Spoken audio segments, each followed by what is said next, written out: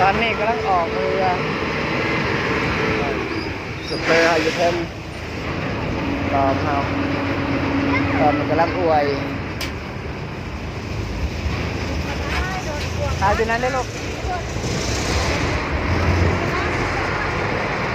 ลงเนี่ยจะลงยูทูบเบอร์ให้เบิ่งเนี่ยเอาไปติดตามเลยเด้อยูทูบเบอร์เขาน่ะตอนนี้เรากำลังอวยเนาะไปแล้วเมืองลาวแหละไปแล้วเมืองลาวอ่ะ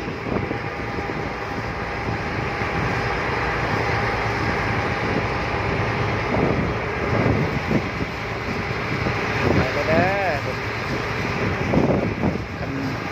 ไปส่งกองบ่คำของเขาสิได้พาไปเบิ่งผีนครสันนครบ่เพ่ง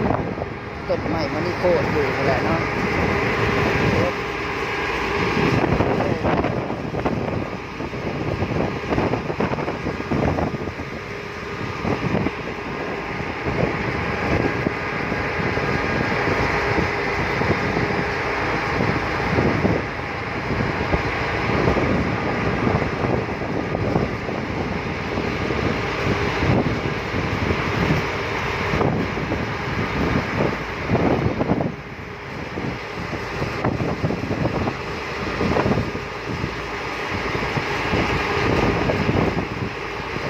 กำลังถึงสินค้า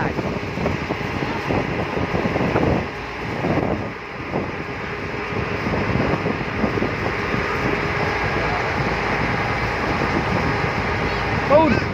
ท่าเรือสิบเอ็ดเนาะ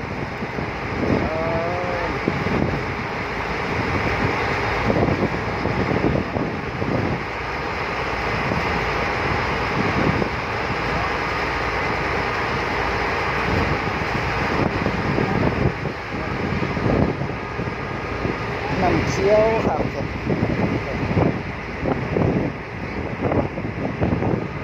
ก็เป็นดอนนะ